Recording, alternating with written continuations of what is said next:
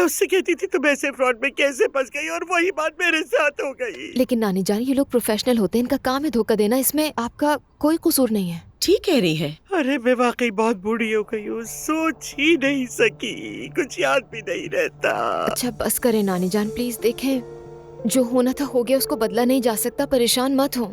हाय मैं जा रही हूँ, सारा लेटूंगी जाकर, तबीयत ठीक नहीं लग रही मुझे। हाँ ठीक है, आराम करें एहतियात से।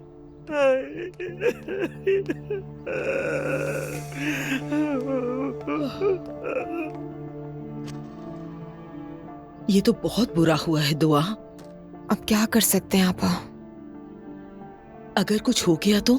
नहीं, अल्लाह ना करे कि नानी जान को कुछ हो, ठीक हो जाएंगी वो। मैं भी मॉम को कॉल करती हूँ, उनको बताती हूँ कि वो आ जाएं। ये लो।